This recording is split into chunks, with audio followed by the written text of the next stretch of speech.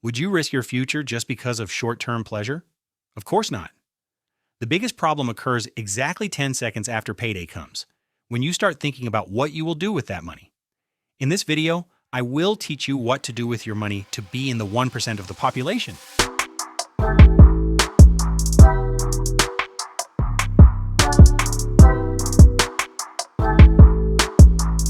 Let me tell you something that could change your life. According to this breakdown, 75% of millionaires are entrepreneurs, 15% are investors, 7% are heirs, and the last 3% are performers.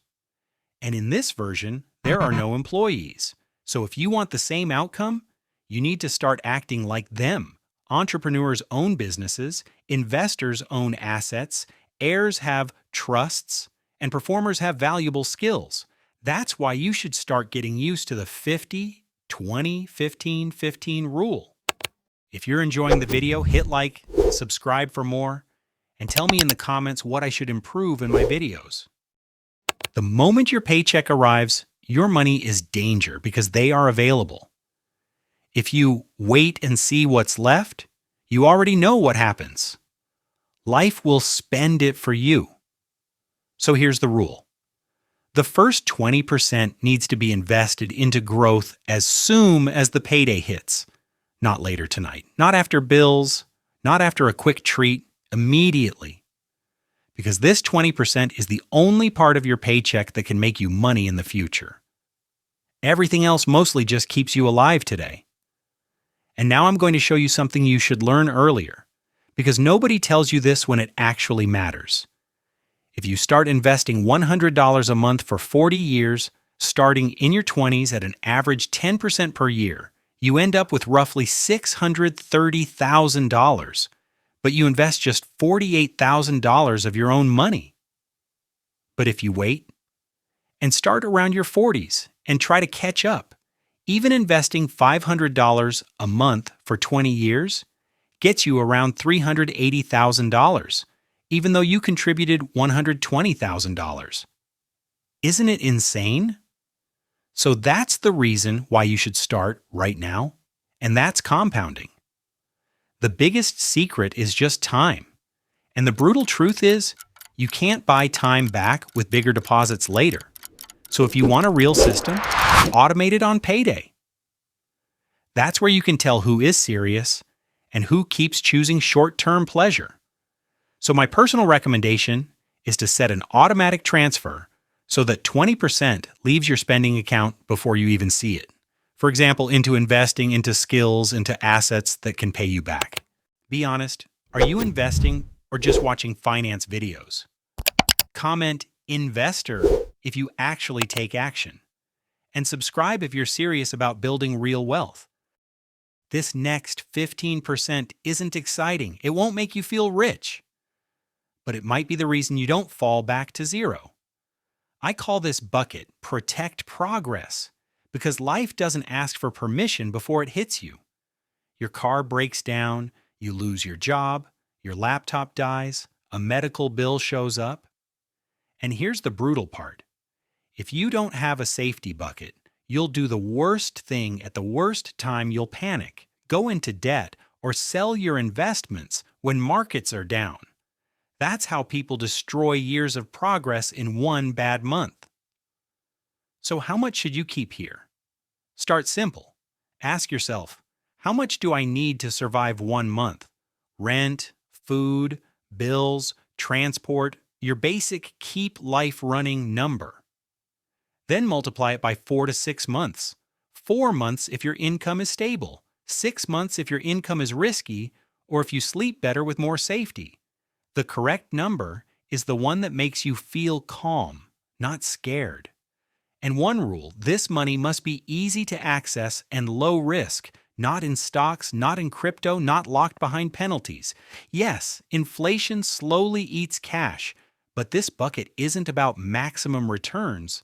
It's about stability. So keep it in a safe savings account or a high-yield savings option where available, and always check local terms and taxes.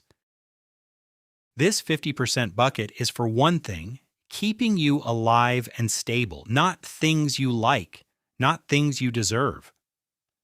Essentials are what your life stops working without. That means rent, groceries, utilities, transport, insurance, and basic clothing. And let's be clear, eating out doesn't count. Neither does the gym, shopping, streaming subscriptions, or random small treats. Those are wants. If you mix them into essentials, you'll always feel like you're barely surviving, even when you're just overspending. Here's what most people don't realize. Many people spend 60 to 70% of their income on essentials, but a chunk of that isn't essential at all. It's lifestyle disguised as necessity. So the goal is simple: get essentials down to 50%. And if you can't, that's not a reason to quit, it's a signal. Either you reduce fixed costs or you increase income. If you want to spend more than 50%, great. You just found the perfect motivation to earn more. Now, the biggest driver in this category is almost always rent. And yes, you can sometimes save real money with negotiation. Asking for a lower rate, a longer lease for a discount, or fixing small issues in exchange for reduced rent. Will it always work?